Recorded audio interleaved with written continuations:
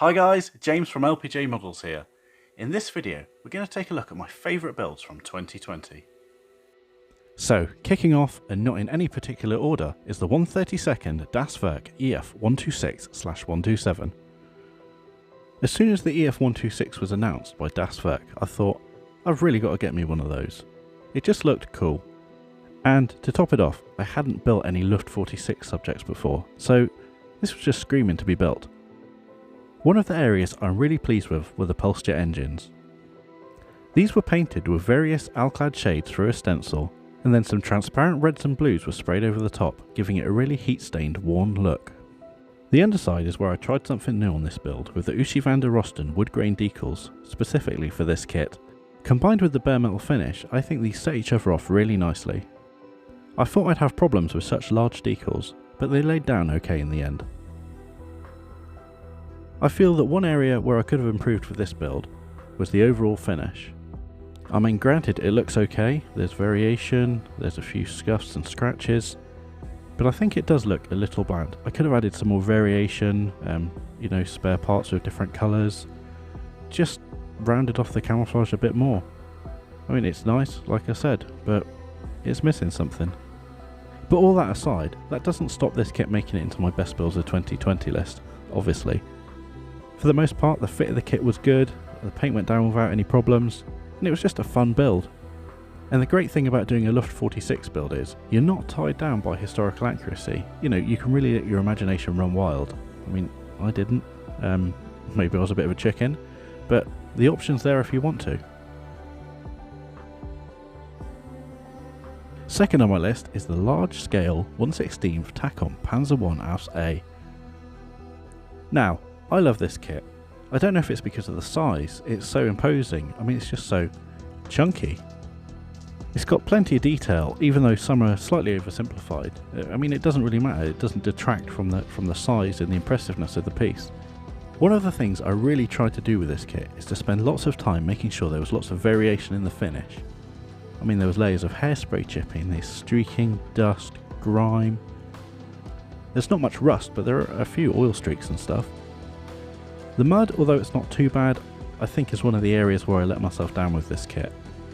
I'm not very experienced with mud, and it came out okay, but it's one area I can definitely improve.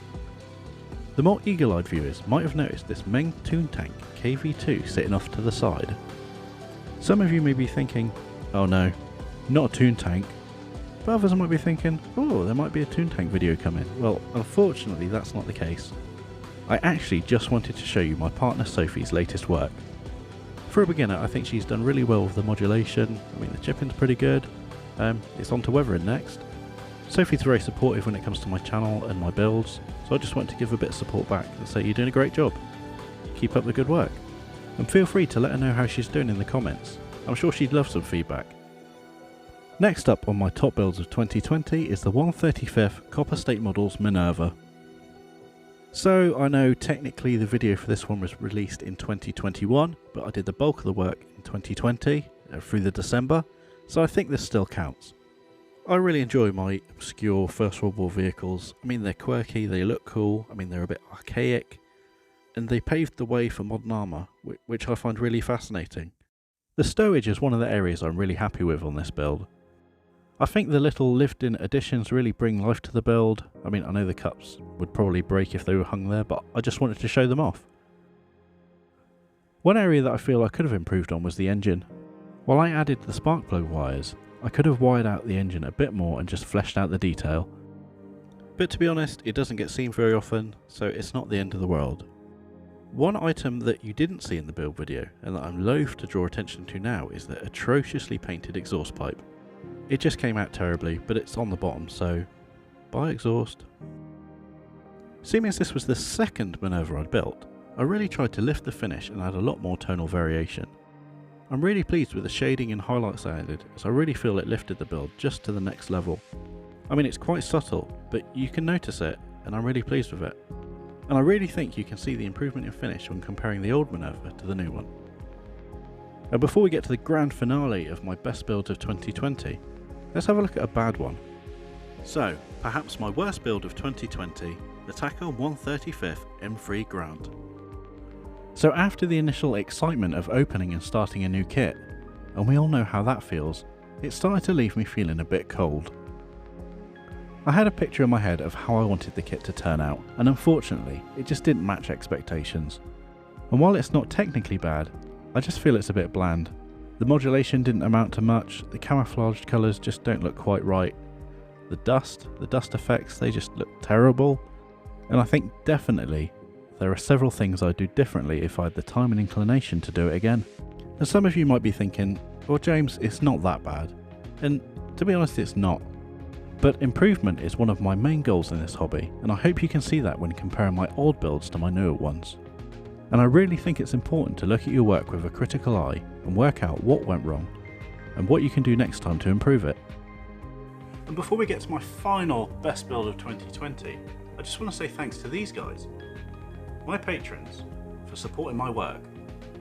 If you're interested, click the card or the link in the description. Anyway, enough waffle, let's get back to the last one. So the final entry in this compilation is my DAC diorama with a 1/35 Tamiya Kübelwagen and 2 scale 75 figures. Now the reason I'm really pleased with this one is that I haven't really built many dioramas. So this is probably my 3rd or 4th diorama and my first serious one since getting back into the hobby. And although there are a few problems with it, for example the vegetation looking a bit neon, I think I did really well. I really liked how I didn't use any products and built the pillars and stonework from scratch. The figures by scale 75 came out really nicely. Before 2020 I hadn't really done any desert vehicles. The North African campaign has been a bit neglected with my building, so having built 2 vehicles and a diorama to do with North Africa this year, I'm pretty pleased with that. It was also good to actually finish some figures. Quite a lot of the time I'll start a figure and then get burnt out halfway through, so to see 2 figures complete on one base, that's a bonus. And my ultimate favourite build of 2020 is the Kübel. The Black Dog resin stowage, the paint scheme, I just really like this model. I mean the diorama's nice, but the Kübel, that's my absolute favourite. The hairspray chipping technique of the Panzer Grey with the desert colours on top came out really well. I used several reference pictures, so I'm pretty sure I nailed that worn desert paint finish.